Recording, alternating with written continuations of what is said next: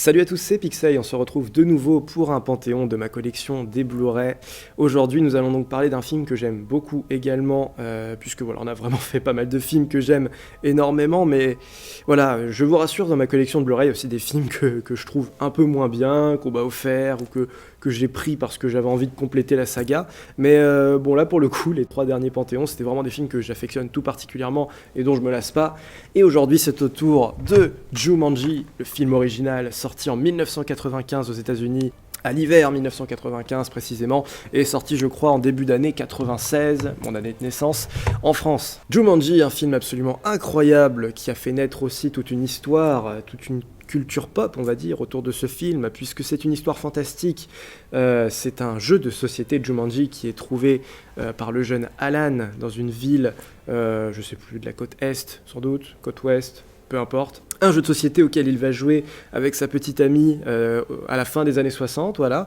Et ce jeu, par contre, absolument mystérieux, il ne fallait peut-être pas y jouer de cette façon, puisque dès qu'on démarre une partie, des choses absolument surnaturelles commencent à arriver en rapport avec la jungle, des animaux sauvages. On peut être aussi aspiré par le jeu, c'est malheureusement ce qui va arriver à notre petit personnage, et sa petite amie va s'enfuir en courant, laissant Alan piégé dans le jeu pendant plus de 25 ans.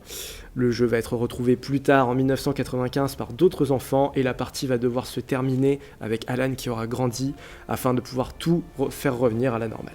On est toujours dans cette culture des films que j'ai découverts petits, des films ultra familiaux, je dirais des vestiges encore des années 80-90, parce que Jumanji c'est assez triste, mais ça fait partie un peu de ces derniers films absolument merveilleux, magiques, un peu à la Hook par exemple, qui était sorti bien des années plus tôt, en 90-91.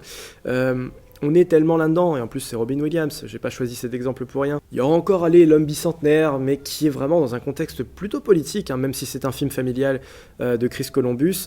On est vraiment dans les derniers films, je pense, où Robin Williams est génial. Bon, il y a aussi l'Agneau Musée, mais c'est un personnage secondaire dans l'Agneau Musée, enfin voilà.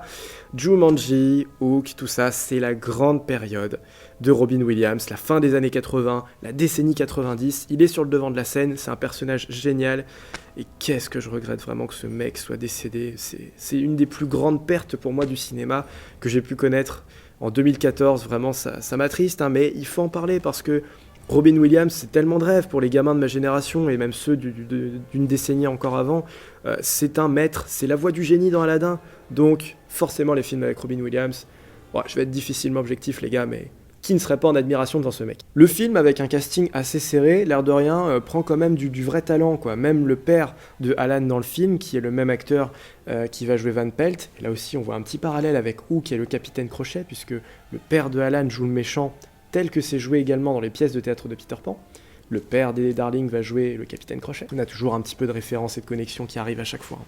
Et bien cet acteur qui joue Van Pelt, moi je l'adore vraiment, je trouve que c'est un des méchants du cinéma les plus fous. Il me foutait aussi un peu la trouille quand j'étais petit, beaucoup moins que le juge de mort. Mais vraiment, et je trouve qu'il est très efficace aussi. On a vraiment des choses qui viennent du jeu, qui viennent de la nature sauvage. Et voilà, comme vous le savez, je reviens de Guadeloupe. J'ai eu la chance d'aller dans la jungle, bon, pas la jungle africaine ou la jungle amazonienne, mais vraiment une jungle comme ça, luxuriante, où tu te dis que le danger peut être un peu partout, que la nature prend le dessus et que finalement toi tu n'es pas grand chose en tant qu'être humain. Je trouve que c'est retranscrit dans le film, et même on en parlera plus tard du coup dans les suites qui vont arriver, même si elles sont plus légères et qu'elles ont un côté, année 2010.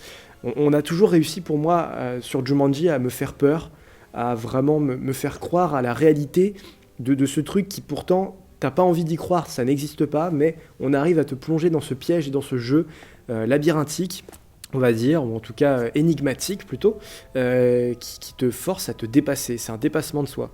Les personnages vont devoir affronter des lions, des singes, des moustiques géants, et oui, c'est l'aventure telle qu'on la rêve, telle qu'on aimerait un petit peu la voir, le danger, pour ceux qui sont un petit peu casse-cou, c'est une folle aventure, ça pourrait donner un très très bon jeu vidéo, d'ailleurs je sais pas s'il y en a, mais à ma connaissance non.